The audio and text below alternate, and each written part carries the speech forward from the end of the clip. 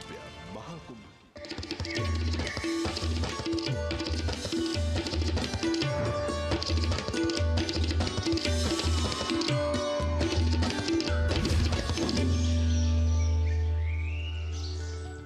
नमस्कार। एक नई सुबह की शुरुआत के साथ हाजिर हूं मैं हूं जया सिन्हा और आप देख रहे हैं नया सवेरा। नया सवेरा में अगले एक घंटे में बात होगी देश और दुनिया की ताजा तरीन अपडेट्स की। बात होगी किस तरह से प्रधानमंत्री का बेहद शानदार स्वागत हुआ मार्से में, जो कि मार्से और भारत का एक भूतपूर्व संबंध है। साथ ही महाकुंभ में आपको ले चलेंगे, जहां पर आस्था के इस महासमागम में जन समूह इस वक्त उमड़ रहा है। और भी होंगी खबरें, तो देर कैसी, आइए शुरुआत करते हैं नया सवेरा की। भारत फ्रांस संबंधों को मिलेगी नई उड़ान। प्रधानमंत्री नरेंद्र मोदी मार्से में करेंगे भारतीय वाणिज्य दूतावास का शुभारंभ। प्रथम विश्व युद्ध में मारे गए भारतीय सैनिकों को देंगे श्रद्धांजलि।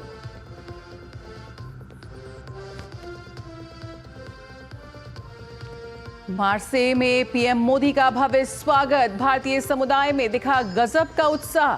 भारत माता की जय और वंदे मातरम के नारों से गुंजायमान हुआ मार्से। प्रधानमंत्री नरेंद्र मोदी ने भारत के स्वतंत्रता संग्राम में मार्से शहर का बताया विशेष महत्व। कहा, महान स्वतंत्रता सेनानी वीर सावरकर ने इसी शहर में दिया था साहस का परिचय।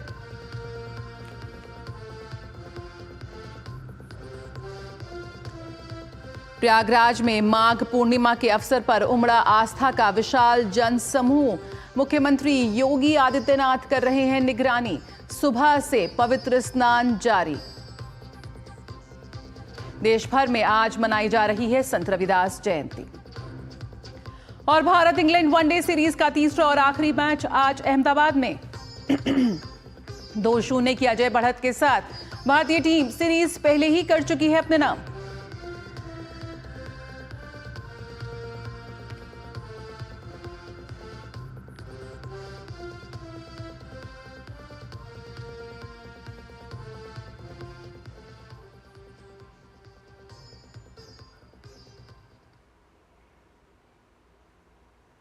भारत और फ्रांस के बीच संबंधों को उस समय नई उड़ान मिलेगी जब प्रधानमंत्री नरेंद्र मोदी मार्से में नए भारतीय वाणिज्य दूतावास का शुभारंभ करेंगे।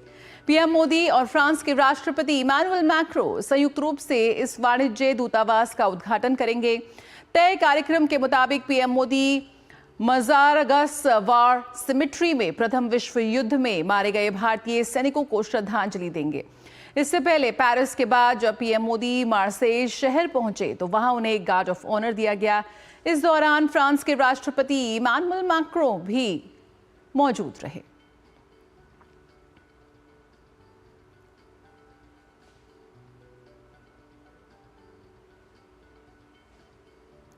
प्रधानमंत्री नरेंद्र मोदी ने फ्रांस के ऐतिहासिक शहर मार्से शहर पहुंचने पर सोशल मीडिया प्लेटफॉर्म एक्स पर जानकारी देते हुए लिखा कि भारत की स्वतंत्रता की खोज में मार्से शहर का विशेष महत्व है। मार्से शहर के तट पर महान वीर सावरकर ने ब्रिटिशों की हिरासत से भागने का साहसिक प्रयास किया था। मैं मार्से के लोगों और उस समय के फ्रांसीसी कार्यकर्ताओं का भी धन्यवाद करना चाहता हूं, जिन्होंने मांग की थी कि वीर सावरकर को ब्रिटिशों को ना सौंपा जाए। तो भारत और फ्रांस के ऐतिहासिक संबंधों का महत्वपूर्ण पहलू है मार्से। प्रधानमंत्री फ्रांस के मार्से में जब होटल पहुंचे तो उनका भारतीय समुदाय के लोगों ने भव्य स्वागत किया। उन्होंने पीएम मोदी का भारत माता की जय और वंदे मातरम के नारों के साथ अभिवादन किया। पीएम ने सभी से आत्मीय भाव के साथ मुलाकात की। गौरतलब है कि फ्रांस में बड़ी संख्या में भारतीय समुदाय के लोग रहते हैं और वहां के विकास के एक अहम भागीदार के रूप में भी वो शिरकत करते हैं।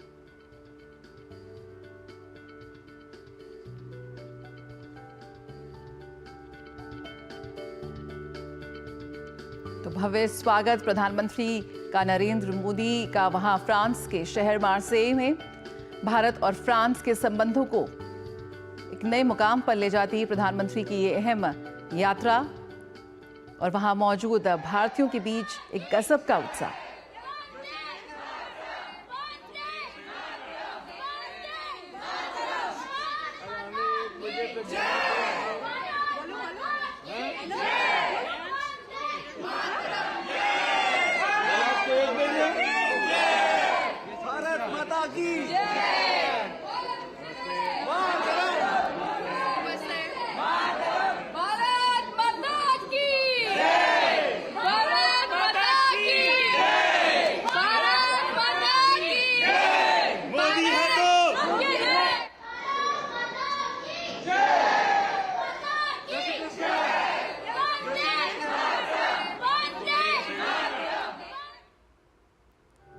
फ्रांस में गूंजते भारत माता की जय के जयकारे।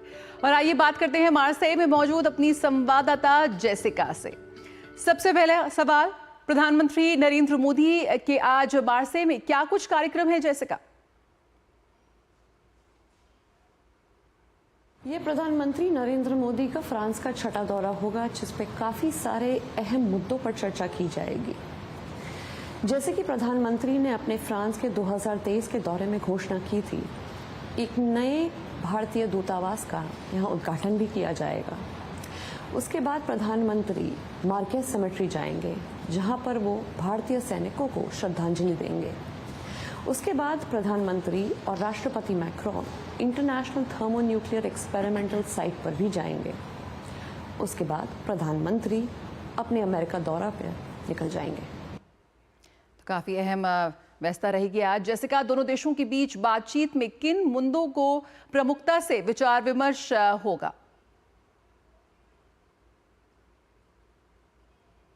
एआई एक्शन समिट की सफलता के बाद प्रधानमंत्री नरेंद्र मोदी और राष्ट्रपति इमैनुअल मैक्रोन काफ़ी सारे विषयों पर आगे भी चर्चा करेंगे, जैसे कि maritime security, civil nuclear cooperation, digitalisation और काफ़ी सारे अहम मुद्दे जो फ्रांस और इंडिया के रिलेशंस को काफ़ी सालों से मजबूत करते आए हैं। इन विषयों पे हम आगे चर्चा ज़रूर देखेंगे और कुछ प्रोग्रेस भी देखने को मिल सकता है। बिल्कुल, तो काफ़ी अहम प्रधानमंत्री की ये फ्रांस यात्रा। और मार्सेई में बहुत बहुत शुक्रिया फिलहाल जुड़ने के लिए जेसिका। तो आपको बता दें कि मार्सेई में प्रधानमंत्री के कई महत्वपूर्ण कार्यक्रम हैं। भारतीय वाणिज्य दूतावास के शुभारंभ के साथ ही PM Modi international thermo nuclear experimental reactor की साइट का दौरा भी वो करेंगे।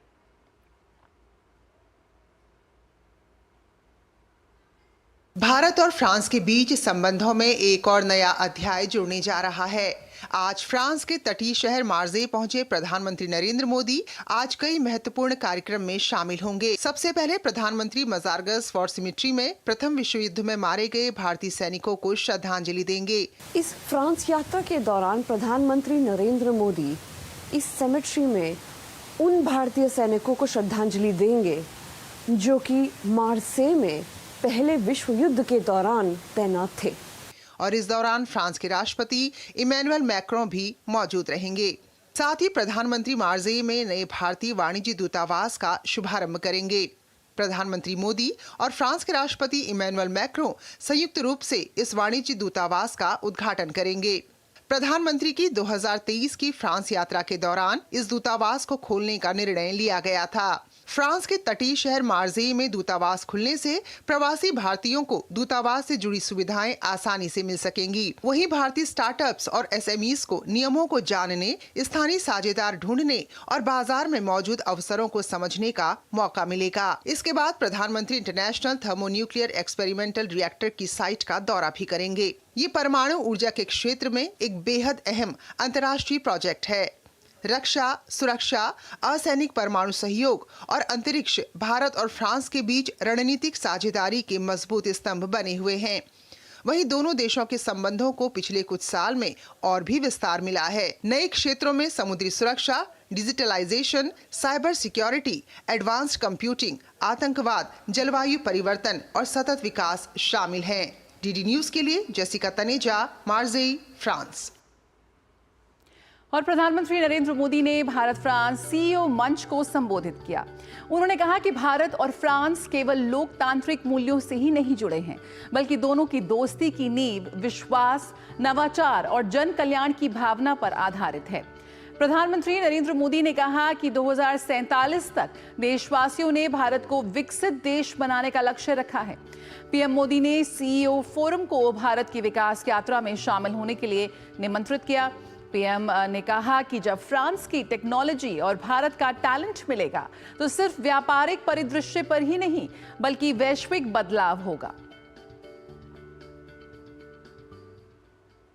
भारत के 1.4 बिलियन लोगों ने 2047 तक विकसित भारत का संकल्प लिया है। चाहे डिफेंस हो या एडवांस टेक्नोलॉजी, फिनटेक हो या फार्मा, टेक हो या टेक्सटाइल, एग्रीकल्चर हो या एविएशन, हेल्थ केयर हो या हाईवेज, स्पेस हो या सस्टेनेबल डेवलपमेंट, आप सभी साथियों के लिए इन सभी क्षेत्रों में इन्वेस्टमेंट्स और कोलैबोरेशंस की अनेक संभावनाएं हैं। मैं आप सभी को भारत की विकास यात्रा से जुड़ने के लिए आमंत्रित करता हूं। जब फ्रांस की फिनेस और भारत का स्केल मिलेगा, जब भारत का पेस और फ्रांस का प्रिसिजन मिलेगा, जब फ्रांस की टेक्नोलॉजी और भारत का टैलेंट मिलेगा, तो सिर्फ बिजनेस लैंडस्केप ही नहीं, ग्लोबल ट्रांसफॉर्मेशन होगा। प्रधानमंत्री ने कहा कि दुनिया की सबसे तेजी से बढ़ती प्रमुख अर्थव्यवस्था जल्द ही दुनिया की तीसरी सबसे बड़ी अर्थव्यवस्था बनने जा रही है। उन्होंने कहा कि वैश्विक मंच पर हमारी पहचान ये है कि आज भारत तेजी से एक पसंदीदा वैश्विक निवेश गंतव्य बन रहा है। उन्होंने देश में उठाए जा रहे सुधारात्मक कदमों का जिक्र करते हुए कहा कि निवेश के लिए सही समय, सबसे सही समय है, यही समय है। आज भारत डाइवर्सिफिकेशन और डी रिस्किंग का सबसे बड़ा केंद्र बनता जा रहा है। कुछ दिन पहले हमारे बजट में न्यू जनरेशन रिफॉर्म्स अंकित किए गए हैं।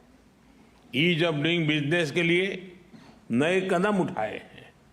पिछले कुछ वर्षों में हमने 40,000 से अधिक कंप्लायंसेस को रेशनलाइज किया है। ट्रस्ट बेस्ड इकोनॉमिक गवर्नेंस को आगे बढ़ाने के लिए एक high level committee for regulatory reforms गठित की है। कस्टम रेट स्ट्रक्चर को रेशनलाइज किया है। अंतर्राष्ट्रीय व्यापार को आसान करने के लिए डिजिटल पब्लिक इंफ्रास्ट्रक्चर की मदद से भारत ट्रेड नेट की शुरुआत की जा रही है। ईज ऑफ लिविंग की दिशा में नया सिंप्लीफाइड इनकम टैक्स कोड हम ले आ रहे हैं। नेशनल मैन्युफैक्चरिंग मिशन की घोषणा की है और नए सेक्टर्स जैसे कि इंश्योरेंस सेक्टर को 100% एफडीआई के लिए खोल दिया गया है। इन सब इनिशिएटिव्स को आप जरूर ध्यान से स्टडी करें। मैं आप सबको कहता हूं कि भारत में आने का यही समय है, सही समय है। और एआई वैश्विक सम्मेलन में प्रधानमंत्री नरेंद्र मोदी ने तकनीक का प्रयोग मानव कल्याण के लिए करने, संचालन व्यवस्था और मानक स्थापित करने को लेकर सामूहिक वैश्विक प्रयासों का आह्वान किया। उन्होंने कहा कि साझा मूल्यों को बनाए रखने और जोखिमों से निपटने के लिए ये जरूरी है।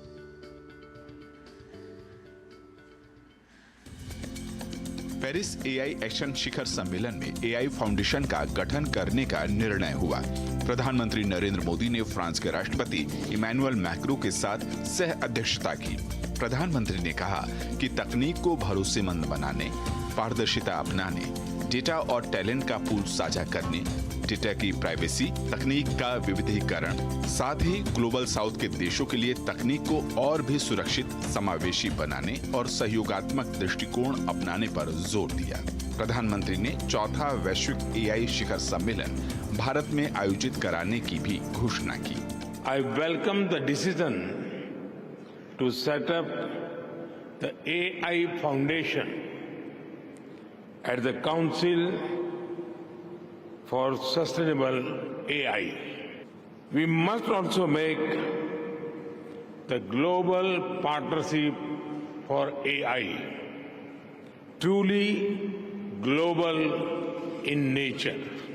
To build on the momentum of this Action Summit, India would be happy to host the next summit. मानव कल्याण के लिए एआई प्रौद्योगिकी का उपयोग बेहतर भविष्य बनाएगा। प्रधानमंत्री ने उन आशंकाओं को भी खारिज किया जिसमें एआई के प्रयोग में आने से रोजगार में कमी आने का अंदेशा जताया जा रहा है। उन्होंने कहा, आशंका डर को छोड़ जरूरत स्किलिंग और री स्किलिंग की है। Loss of jobs is AI's most feared disruption. But history has shown that work does not disappear due to technology. Its nature changes and new types of jobs are created. We need to invest in skilling and reskilling our people for an AI-driven future. प्रधानमंत्री ने कहा कि भारत में AI क्षेत्र में कई अवसर हैं। देश के पास स्किल्ड युवा है, एआई क्षेत्र में स्टार्टअप हैं, निवेश और नवोन्मेष का अच्छा इकोसिस्टम है। वहीं फ्रांस के राष्ट्रपति इमैनुअल मैक्रों ने कहा कि साझा हित के लिए ओपन सोर्स एआई का होना जरूरी है। Artificial intelligence, we have to have greater and more consolidated quality data. And if we want to have models, we want to have open access, but it has to be multiple access. We're all different. You can see it just looking around the auditorium here. And the example we saw from Prime Minister Modi earlier with the left hand and the right hand, we can see the different models. We want open source models and multiple sorts which reflect our diversity. Transparency of algorithms are key elements to establish trust in artificial intelligence. सम्मेलन में प्रधानमंत्री ने कहा कि तकनीक और machine का उपयोग सदैव मानव कल्याण के लिए होता रहेगा। मशीनें कभी भी हावी नहीं हो सकती। प्रधानमंत्री नरेंद्र मोदी का संदेश स्पष्ट था। एआई समिट में नवाचार को जिम्मेदार शासन के साथ आगे बढ़ाना होगा। ध्यान इस पर देना होगा कि एआई को समावेशी, पारदर्शी और सभी के लिए सुलभ बनाया जाए। कैमरा पर्सन राकेश के साथ मैं तापस भट्टाचार्य, दूरदर्शन समाचार, पेरिस। एयर इंडिया 2025 के तहत रक्षा मंत्री राजनाथ सिंह आज मित्र देशों की रक्षा मंत्रियों के साथ द्विपक्षीय बैठकें करेंगे। साथ ही भारतीय नौसेना विमानन की भविष्य की आवश्यकताओं को लेकर आत्मनिर्भर भारतीय नौसेना विमानन में परिवर्तन 2047 और इससे जुड़े पारिस्थितिकी तंत्र पर एक सेमिनार आयोजित किया जाएगा। इसके अलावा रक्षा मंत्री राजनाथ सिंह इस आयोजन में शामिल हुए अन्य देशों के प्रतिनिधियों के सम्मान में आयोजित समारोह को संबोधित करेंगे। साथ ही भारत की हवाई शक्ति का भी प्रदर्शन किया जाएगा। दरअसल एरो इंडिया 2025 एक द्विवार्षिक आयोजन है जो कि बेंगलुरु के येलहंका वायुसेना स्टेशन पर 10 फरवरी से चल रहा है। ये आयोजन उपयोगकर्ताओं, अनुसंधान एवं विकास प्रतिष्ठानों, शिक्षाविदों, उद्योग भागीदारों, एमएसएमई और स्टार्टअप्स को विमानन क्षेत्र के माध्यम से 2047 तक विकसित भारत की राष्ट्रीय दृष्टिकोण की दिशा में चर्चा और सामूहिक योगदान के लिए एक मंच प्रदान करता है। रुकेंगे एक छोटे से ब्रेक के लिए, जल्द हाजिर होते हैं। विश्व की अग्रणी अर्थव्यवस्था की ओर बढ़ रहे भारत की समृद्धि में सूक्ष्म, लघु और मध्यम उद्यमों यानी एमएसएमईज का महत्वपूर्ण योगदान है और इन उद्यमों को भारत सरकार का एमएसएमई मंत्रालय आर्थिक, तकनीकी और मार्केट लिंकेज जैसी सहायता प्रदान कर प्रधानमंत्री श्री नरेंद्र मोदी जी के विकसित भारत के विजन को साकार करने में अहम भूमिका निभा रहा है। हमारे लिए एमएसएमई का मतलब है maximum support to micro, small and medium enterprise. मंत्रालय के पास आपके व्यवसाय को बढ़ाने, नई मशीन और तकनीकी तथा कौशल विकास के लिए credit guarantee scheme, cluster development programme, PM Vishwakarma, PMEGP जैसे अनेक योजनाएं हैं। अपने सपने को साकार करने और एमएसएमई मंत्रालय की विभिन्न योजनाओं का लाभ लेने के लिए आज ही उद्यम पंजीकरण करें, जो कि सरल और बिल्कुल मुफ्त है। हर एमएसएमई बनेगी अग्रणी, आधुनिक और आत्मनिर्भर।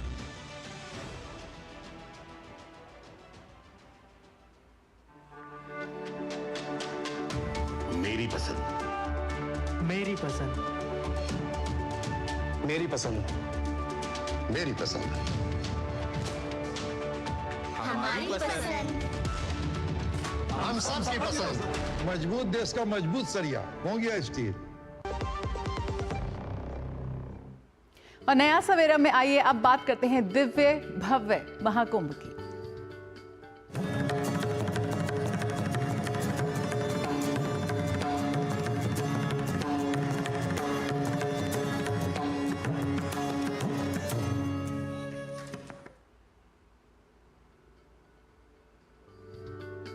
महाकुंभ में आज माघ पूर्णिमा के पावन अवसर पर ब्रह्म मुहूर्त से श्रद्धालु त्रिवेणी संगम में आस्था की डुबकी लगा रहे हैं।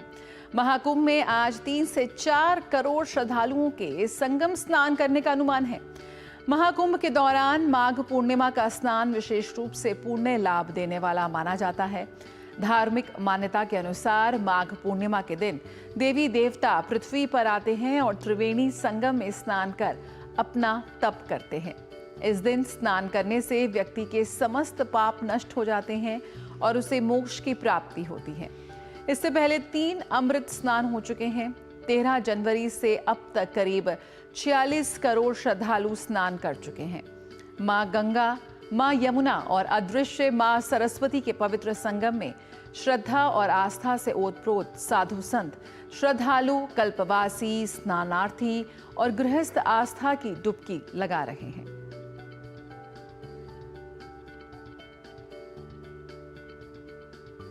माघ पूर्णिमा के अवसर पर लाखों श्रद्धालु ब्रह्म मुहूर्त से ही संगम में पवित्र स्नान कर रहे हैं। जैसा कि आप तस्वीरों में देख सकते हैं, यूपी के मुख्यमंत्री योगी आदित्यनाथ ने सुबह 4 बजे मेला क्षेत्र की सीसीटीवी की निगरानी की। वहीं योगी के निर्देश के अनुसार प्रयागराज में श्रद्धालुओं की सुविधा के लिए सुरक्षा चाक चौबंद है। महाकुंभ में आज 3 से 4 करोड़ श्रद्धालुओं के संगम स्नान करने का अनुमान है। तो जन समूह उमड़ा त्रिवेणी संगम में स्नान करने के लिए। महाकुंभ को लेकर प्रशासन ने अपनी तैयारी पूरी कर ली है। क्राउड मैनेजमेंट को लेकर विशेष रणनीति बनाई गई है। प्रयागराज की सीमा पर बने पार्किंग स्थलों को प्रभावी रूप से संचालित किया जा रहा है। 5 लाख से अधिक क्षमता की वाहन पार्किंग व्यवस्था है। इस अवसर के लिए स्वास्थ्य कर्मियों को अलर्ट पर रखा गया है। यातायात अव्यवस्था से बचने के लिए सार्वजनिक और निजी वाहनों के लिए निर्दिष्ट पार्किंग स्थल चिन्हित किए गए हैं, ताकि श्रद्धालुओं को पैदल स्नान घाट तक पहुंचने में कोई परेशानी ना हो।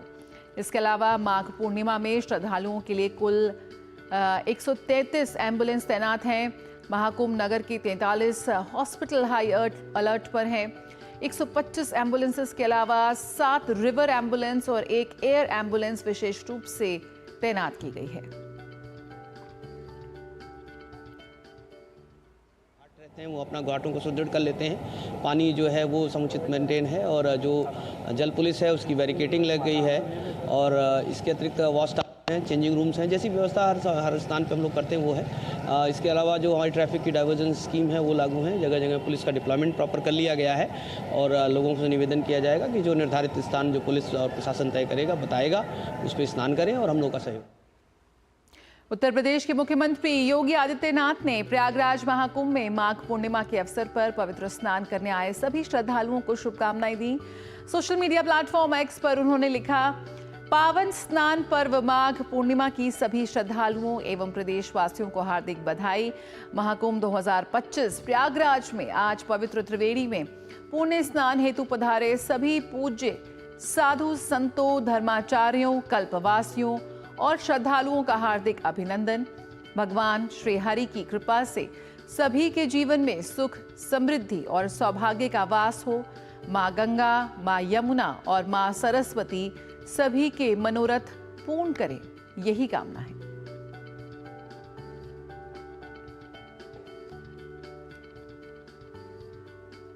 और आइए माघ पूर्णिमा के अवसर पर आइए आपको सीधे रुक लिए चलते हैं प्रयागराज, जहां मौजूद हैं हमारे संवाददाता विकास सिंह और सुयश शर्मा। सबसे पहले सुयश का रुख करते हैं। सुयश, माघ पूर्णिमा की बड़ी मान्यता है, क्या खास वहां पर आयोजन किए जा रहे हैं?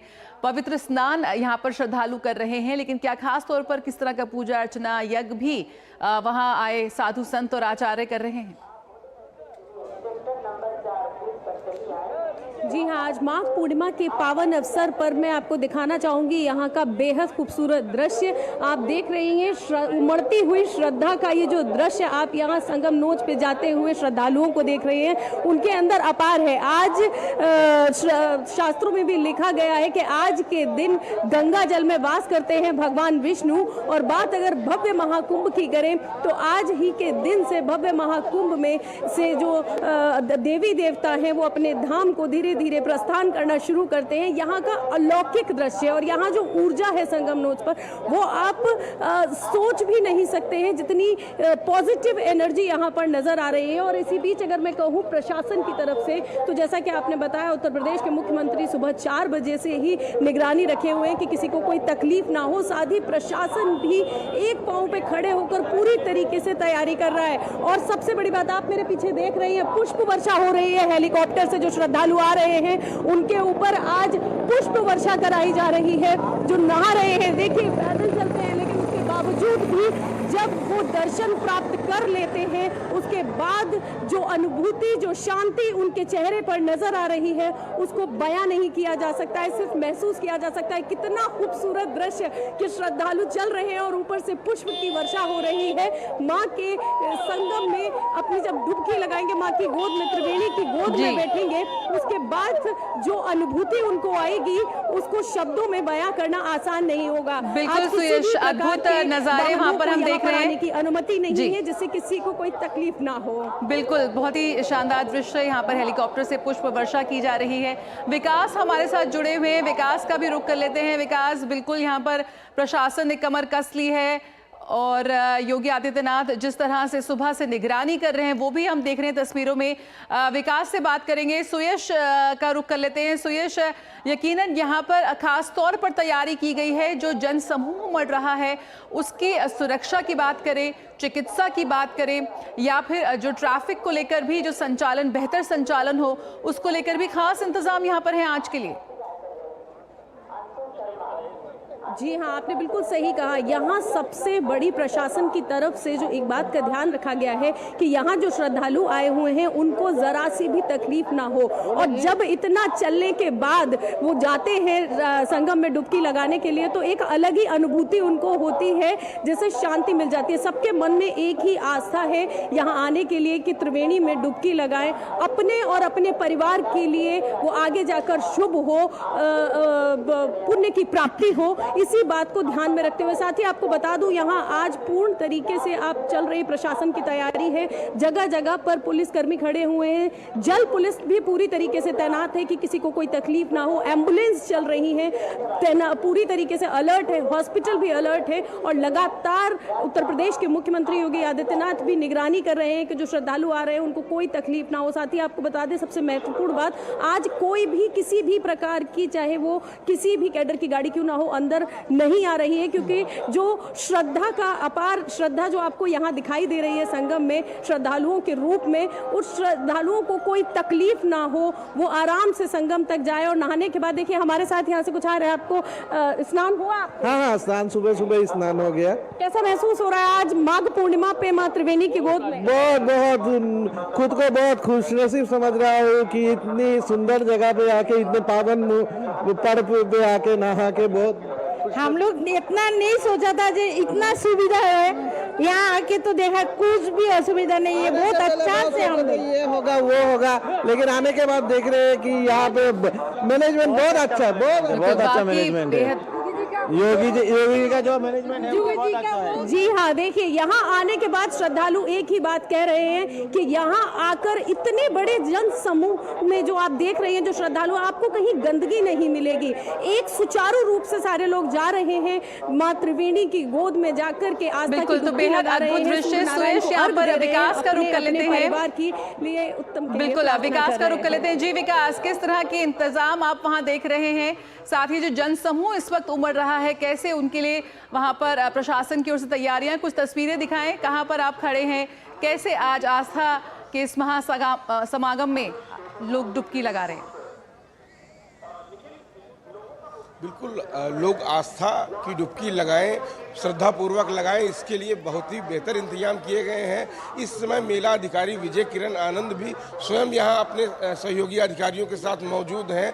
पूरा संगम नोच पर व्यवस्थित किया गया है, जल पुलिस लगाई गई है, एनडीआरएफ की टीमें लगाई गई हैं।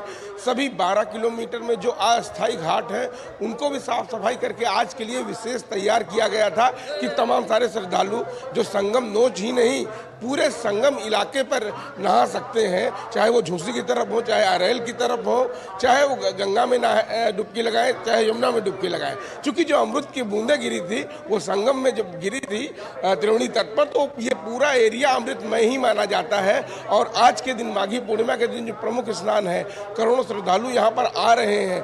देर रात से ही तमाम श्रद्धालु आ चुके थे और ये दिखा रहा है कि आस्था का रंग, सनातन का रंग इन संगम त्रिवेणी तट पर महाकुंभ में किस तरीके से पूरा भारत आपको नजर आएगा। अपने कैमरामैन से कहेंगे कि वो तस्वीरें अगर पीछे से हमको दिखा सकें, ये जो इतनी बड़ी भीड़ आई हुई है। आप लोग कहाँ से आए हुए हैं? पश्चिम बंगाल से। कैसा लगा? बहुत अच्छा लगा, बहुत अच्छी व्यवस्था थी और फूलों की बारिश तो ये अद्भुत था, यह देखने के लिए लायक था। बहुत अच्छा। हम हैं यही जौनपुर जिले के हैं, बगल के। बहुत अच्छा लगा। अच्छा लगा? बहुत शानदार लगा। ऐसा आज तक मैंने जीवन में नहीं देखा इस प्रकार का कुंभ। और आगे भी मैं आने वाली पीढ़ी को ये संदेश दूंगा कि कुंभ इतना अच्छा सनातन धर्म का एक प्रतीक है जो जीवन में हमेशा याद रहेगा। ये भूलने वाले पल बिल्कुल नहीं है। अगला जन्म मिलेगा। मैं खंडवा एमपी से आया हूँ। बहुत बढ़िया, योगी जी को बहुत बहुत सादर आदर अभिनंदन की बहुत अच्छी व्यवस्था रखी है। हमारा एमपी आपको सदैव आभार मानेगा आपका। बहुत ही अच्छा लगा और यहाँ पे अद्भुत नजारा देखने को मिला। योगी जी और मोदी जी को बहुत बहुत धन्यवाद। योगी और मोदी जी को बहुत बहुत बधाई। बहुत अच्छा, बहुत बिल्कुल अच्छा विकास, तो यकीनन एक ऐसा कभी ना भूलने वाला एक अद्भुत अलौकिक अनुभव। इन्होंने विधिवत पूजन अर्चन किया है। बिल्कुल, तो विशेष महत्व है। आज माघ पूर्णिमा के अवसर पर श्रद्धालु कर रहे हैं पवित्र स्नान। बहुत बहुत शुक्रिया सुयश और विकास हमारे साथ जुड़ने के लिए और दिव्य भव्य महाकुंभ के इतने अलौकिक दृश्य हमें दिखाने के लिए। तो बिल्कुल महाकुंभ में आज माघ पूर्णिमा का अमृत स्नान किया जा रहा है और इस जनसमूह को के लिए खास तौर पर इंतजाम भी किए गए हैं। आज संत रविदास जयंती है। संत गुरु रविदास भारत के एक महान संत, कवि, समाज सुधारक और ईश्वर के अनुयायी रहे हैं। संत रविदास एक ऐसे संत थे जिन्होंने मत, मजहब, पंथ और विचारधारा की सीमाओं में नहीं बांधा जा सकता।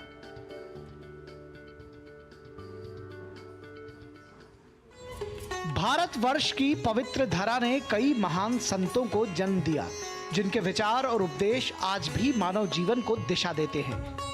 इन्हीं में से एक हैं संत गुरु रविदास, जिनका योगदान न केवल धार्मिक बल्कि सामाजिक और मानसिक सुधार में भी अविस्मरणीय है। आज संत गुरु रविदास की 648वीं जयंती है। संत गुरु रविदास का जन्म 1377 ईस्वी में उत्तर प्रदेश के वाराणसी में माघ मास की पूर्णिमा तिथि को हुआ था। संत रविदास को संत शिरोमणि, संत गुरु की उपाधि दी गई। उनके द्वारा रचे गए 40 पदों को सिखों के धर्म ग्रंथ गुरु ग्रंथ साहिब में शामिल किया गया। रविदास एक महान संत और कवि थे, जिनका भक्ति आंदोलन में अहम योगदान था। उन्होंने समाज से विभाजन को दूर करने और व्यक्तिगत आध्यात्मिक आंदोलन को बढ़ावा देने पर जोर दिया। उनकी वाणी का प्रभाव इतना व्यापक रहा कि समाज के सभी वर्गों की उनके प्रति श्रद्धा रही। संत रविदास को रैदास के नाम से भी जाना जाता है।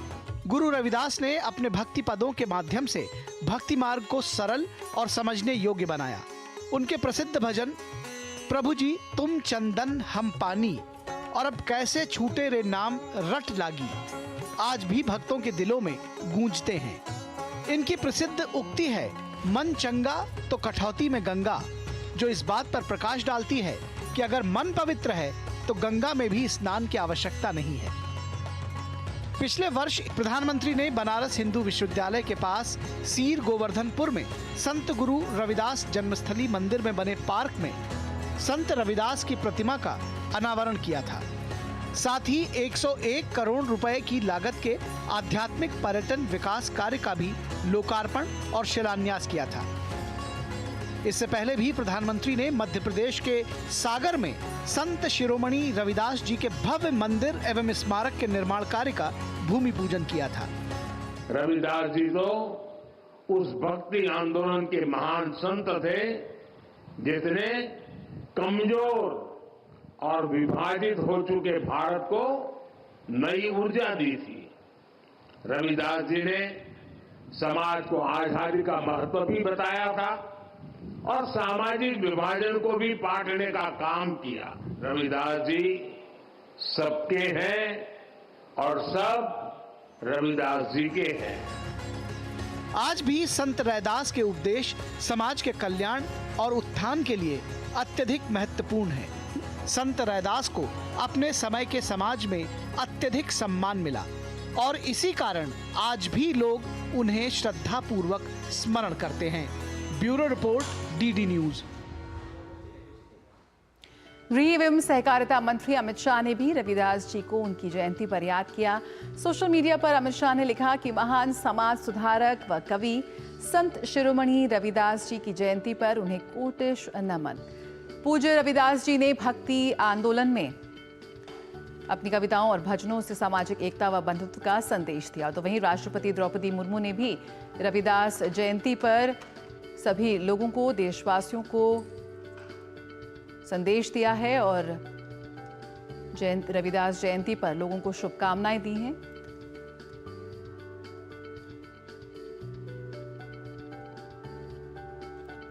राष्ट्रपति ने लिखा कि समाज में एकता और समरसता लाने के लिए हमेशा समर्पित रहे रविदास जी।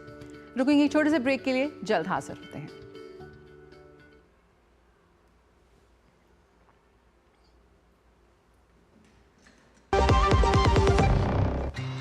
अरे क्या हुआ मुन्ना?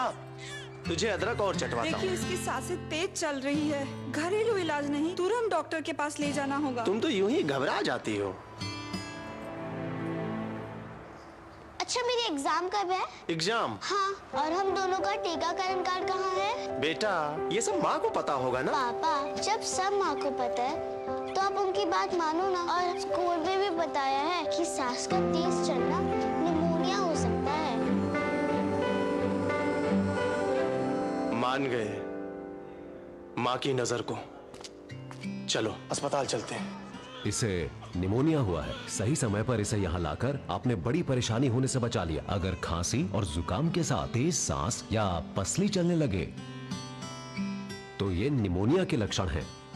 ऐसे में घरेलू इलाज नहीं, तुरंत अपने नजदीकी स्वास्थ्य केंद्र जाएं। सांस निमोनिया नहीं तो बचपन सही। हो गया इंतजाम। किसका? गुड्डी की फीस का। दिखा 20,000 का लोन तुरंत। पता है कौन दे रहा है, ब्याज कितना है? लोन विनियमित संस्थानों से ही लें और कर्ज उतना जितनी जरूरत, वो भी जांच कर। हो गया इंतजाम। पगार एडवांस में भेजिए। आरबीआई कहता है सही वित्तीय बर्ताव करे आपका बचाव। जब धरती चीर कर निकलता है लोहे का पत्थर और मिलता है मोंगिया के जोश से, फिर तपता है, पिघलता है और बनता है फौलाद। अब होता है सरिया सारी खूबियों के साथ।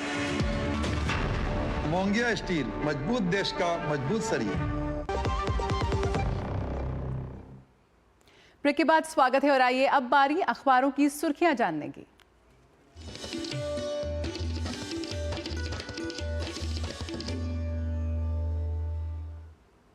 और अखबारों की सुर्खियों के साथ मौजूद है हमारे साथ मेरी सहयोगी भावना। गुड मॉर्निंग भावना, क्या खास है आज दिल्ली से प्रकाशित समाचार पत्रों में?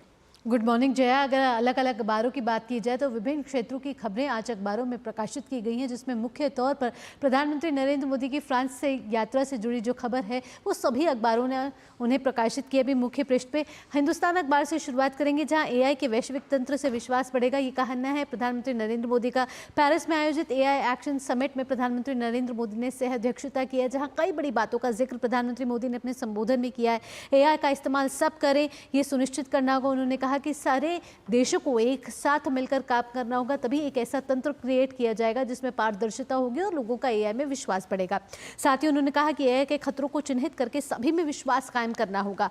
एआई फाउंडेशन टिकाऊ एआई परिषद का समर्थन प्रधानमंत्री नरेंद्र मोदी ने कहा है और सतत विकास लक्ष्य आसानी से हासिल किया जा सके, और साथ ही एआई से नौकरियां जाने का भय बड़ा है, इसका अंत अहम है, ये कहना है प्रधानमंत्री नरेंद्र मोदी का अपने संबोधन में अपने पेरिस यात्रा के दौरान।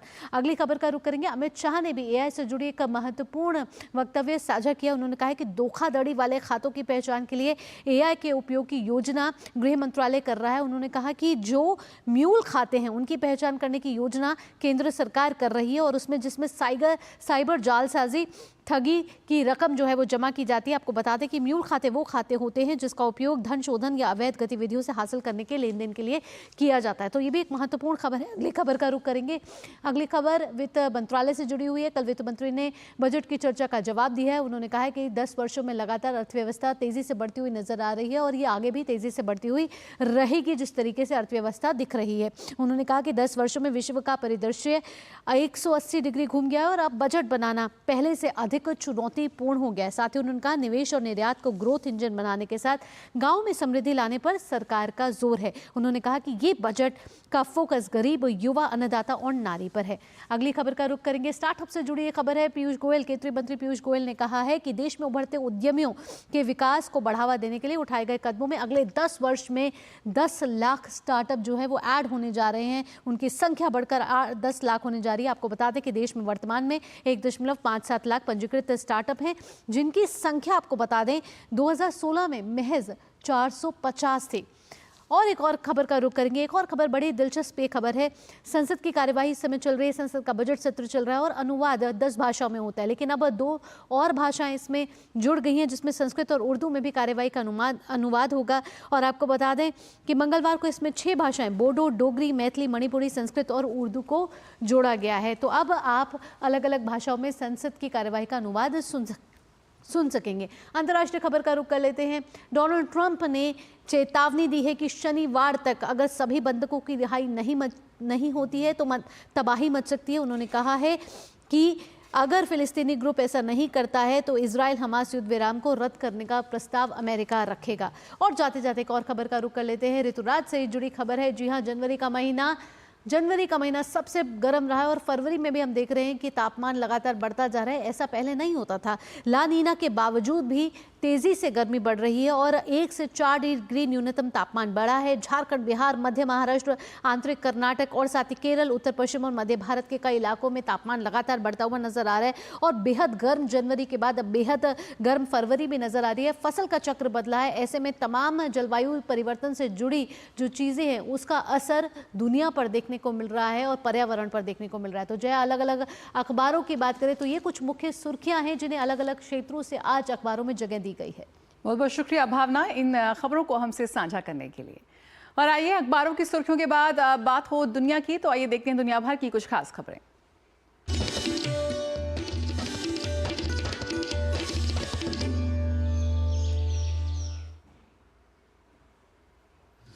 यूक्रेन के राष्ट्रपति जेलेंस्की का कहना है कि युद्ध रोकने के लिए रूस से क्षेत्रों की अदला बदली के लिए वो तैयार हैं।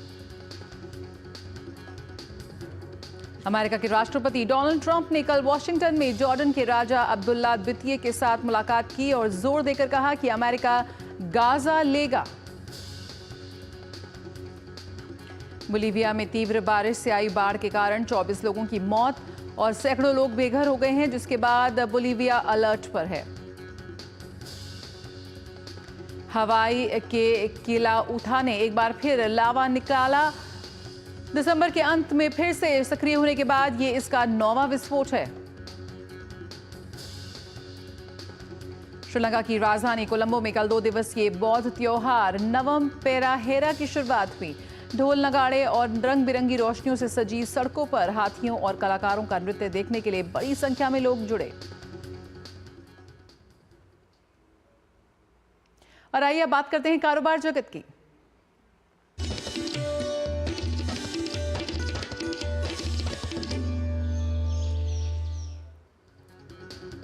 वाणिज्य एवं उद्योग मंत्री पीयूष गोयल ने कहा कि अगले 12 से 13 साल में भारत और इजरायल के बीच दोनों देशों के निवेश से कारोबार 10 गुना बढ़ सकता है।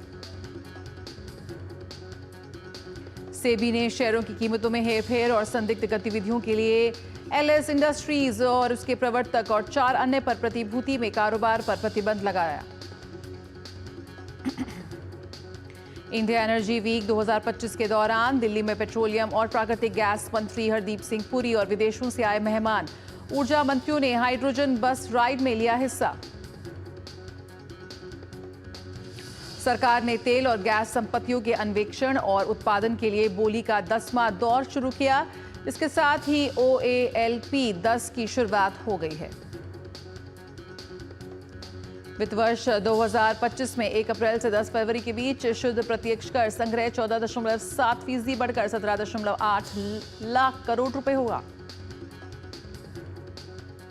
सड़क परिवहन और राजमार्ग मंत्रालय के ई-वाहन पोर्टल के अनुसार 8 फरवरी 2025 तक कुल पंजीकृत इलेक्ट्रिक वाहन 56.75 लाख और कुल पंजीकृत वाहन 3,897.71 लाख हैं। रुक करते हैं खेल जगत का।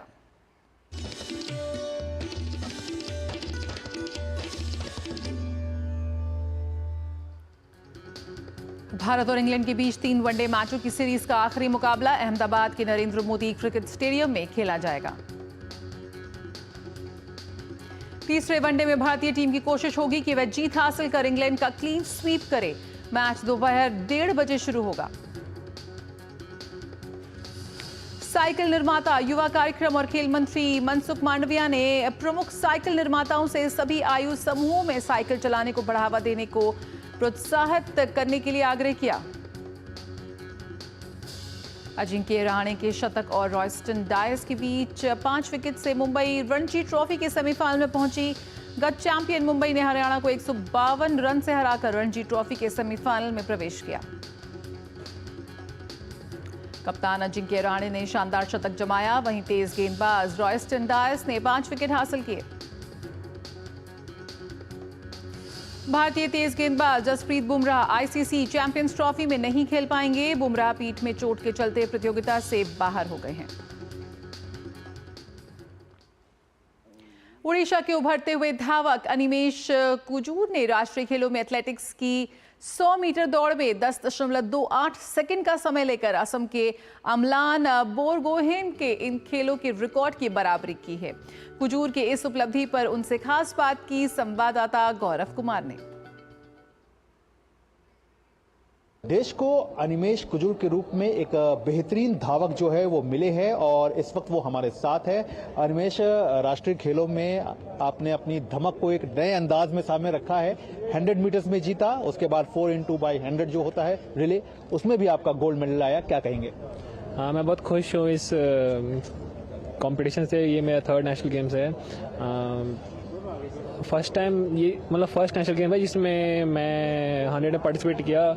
जैसे कि लास्ट नेशनल गेम में 3rd था, तो 200 मीटर में मैं 3rd था, तो वहाँ से बहुत सीखने को मिला मेरे को कि कि आप किसी भी कैसे भी फॉर्म में हो, बट आप किसी भी नेक्स्ट टूर्नामेंट में ये नहीं सोच सकते कि आप ही फर्स्ट या फिर किसी पोजीशन में आओगे। तो वही सब चीज़ें सीख के इस नेशनल गेम में मैं इम्प्लीमेंट किया वो सारी चीज़ें।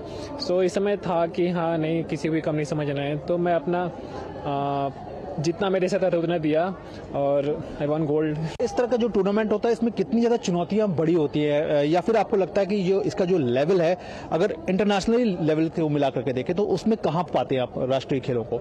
साल भर का जो भी आप कंपटीशन करते हैं तो उससे आपका रैंकिंग बनता है, उस रैंकिंग से आप इधर आते हैं, तो जो फीलिंग है टॉप एथलीट, इंडिया के टॉप एथलीट्स के साथ कम्पीट करने का, वो बहुत अलग ही रहता है। इस रेस में 100 मीटर की आपने अमलान बोरगोहेन के रिकॉर्ड की जो है वो बराबरी भी की है 10.28 सेकंड की, तो किस तरह से देखते हो, किस तरह का एक्सपीरियंस देता है और क्या कुछ उस वक्त क्या कुछ फीलिंग थी आपकी? एक्चुअली मैं प्रिपेयर किया था इससे भी अच्छा टाइमिंग की, मतलब अपना जो मेरा PB 10.27 था उससे भी अच्छा करने का मैं, बट 10.28 वो भी बहुत अच्छा टाइम है। सो मैं हैप्पी हूँ इस टाइमिंग के लिए। और अमलान भैया का ये टाइमिंग है 10.28 जो 2022 में उन्होंने बनाया था। सो या it's okay, I am happy with this timing also. Bharat में एथलेटिक्स के क्षेत्र में एक नई क्रांति सी आई है, इसकी क्या बड़ी वजह मान रहे हैं? मेरे लिए तो फॉरेन कोचेस हैं जो, मतलब पहले मैं ऐसा नहीं बोलूँगा इंडियन कोचेस हैं फॉरेन कोचेस, बट जो मेरे लिए है, मतलब जो मेरे कोच है वो मतलब पूरे यूरोपियन स्टाइल से मतलब हर एक चीज़ कराते हैं, तो वो चीज़ मुझे बहुत हेल्प किया। आखिरी सवाल, यहाँ से आपका अगला लक्ष्य अब क्या रहने वाला है? एशियन चैम्प्स में गोल्ड मेडल। यस, बात की बहुत बहुत शुक्रिया। तो जाहिर तौर पर एक एथलीट का सपना यही होता है कि वो जिसकी भी प्रतियोगिता में उतरे उसमें पदक जीते, और अनिमेश का भी यही सपना है और इस सपने को उन्होंने राष्ट्रीय खेलों में पूरा किया है। साथ ही साथ अब उनकी नजर जो है वो एशियन चैंपियनशिप पर है। कैमरामैन उत्तम सिंह के साथ मैं गौरव कुमार, TD न्यूज, देहरादून, उत्तराखंड। यकीनन ये वो प्रतिभाएं हैं जो वैश्विक मंच पर भारत का नाम रोशन करेंगी। वर्ल्ड एथलेटिक्स के उपाध्यक्ष आदिल सुमरेवाला भारत के 2036 ओलंपिक की मेजबानी के दावे को बेहद मजबूत मानते हैं। उनके मुताबिक भारत में एक अच्छा स्पोर्ट्स इंफ्रास्ट्रक्चर है। आदिल सुमरेवाला से खास बात की DD न्यूज संवाददाता गौरव कुमार ने। इस वक्त हमारे साथ वर्ल्ड एथलेटिक्स फेडरेशन के वाइस प्रेसिडेंट आदिल सुमरेवाला साथ में हैं। उनसे बात करते हैं और जानते हैं कि भारतीय एथलेटिक्स को वो किस तरह से देख रहे हैं। सबसे पहला सवाल, राष्ट्रीय खेल जो हैं वो बहुत अच्छे तरीके से यहाँ पर उत्तराखंड में देखने को मिल रहा है, तो जिस तरह का जो इंफ्रास्ट्रक्चर है और जो एथलेटिक्स का जो क्षेत्र है उसको किस तरह से देखते हैं? नहीं, इंफ्रास्ट्रक्चर यहाँ बहुत अच्छा है और जो टेक्निकल कंडक्ट हो रही है मीट्स की बड़ी हाई लेवल की है। जैसे आप लुक एंड फील देख रहे हो, आप सेरेमनीज देख रहे हो, आप जिस तरीके से एथलीट अंदर आते हैं बाहर जाते हैं, जो सुविधा मिल रही है टॉप क्लास है। हम जब बात कर रहे हैं और दावा कर रहे हैं कि 2036 के ओलंपिक की मेज़बानी का, तो ऐसे में अभी का जो इंफ्रास्ट्रक्चर है उसको आप कहाँ पाते हैं? नहीं, देखो ओलंपिक एक अलग चीज़ होती है और अभी जो नया ओलंपिक का जो सस्टेनेबिलिटी का जो नारा लगा हुआ है ये बता रहे हैं कि भाई आपको नया स्टेडियम कोई बनाने की ज़रूरत नहीं है। आप जो आपके पुराने जो इंफ्रास्ट्रक्चर है उसको थोड़ा सा डेवलप करके उसी को यूज़ करो। अगर बात करें भारतीय एथलेटिक्स की, तो जिस तरह से नए नाम उभर कर सामने आने, चाहे अमलान बुरगोहेन हो, चाहे अनिमेश कुजूर हो या फिर ज्योति जाराजी हो, एक परफॉर्मेंस के लेवल पे एक नई क्रांति देखने को मिल रही है। नहीं है, क्योंकि जो हमारा ये जो सब बच्चे हैं, हमारा जो लॉन्ग टर्म प्रोग्राम है, जो ये अभी 20वां ईयर है जहाँ हम इंटर डिस्ट्रिक्ट करते हैं, जहाँ 6000 बच्चे आते हैं, 650 डिस्ट्रिक्ट से बच्चे आते हैं। यदि नीरज चोपड़ा को बोलो या द्युति चंद को बोलो या हिमा दास और या तो कुंजूर को, ये सब ये सिस्टम से बाहर आए हैं। तो ये हमारा जो 2 prong स्ट्रैटेजी है, एक इलीट स्ट्रैटेजी है ग्रास रूट, तो ग्रास रूट हम स्ट्रॉन्ग करके आज जा रहे हैं और जितना ग्रास रूट स्ट्रॉन्ग होगा तो ऊपर एथलीट बन के ही आएंगे। ग्रास रूट मजबूत होगा तो एथलीट जो निकल के सामने आएंगे। तो ये हैं आदिल सुमरेवाला, जिनका साफ तौर पर कहना है कि देश में जो ग्रास रूट पर जो काम है वो काफ़ी अच्छे तरीके से हो रहा है। साथ ही साथ वो इस बात को भी कह रहे हैं कि जो देश का इंफ्रास्ट्रक्चर है वो काफ़ी मजबूत है। ओलंपिक को ध्यान में रखते हुए ज़रूरत बस इस बात की है कि इस इंफ्रास्ट्रक्चर की जो बनावट है और जो इस तरह का जो संरचना है ये बरकरार रहे आगे भी। कैमरामैन मनमोहन सिंह के साथ मैं गौरव कुमार, DD न्यूज़, देहरादून, उत्तराखंड। और ये नया सवेरा में बात कर लेते हैं मौसम की।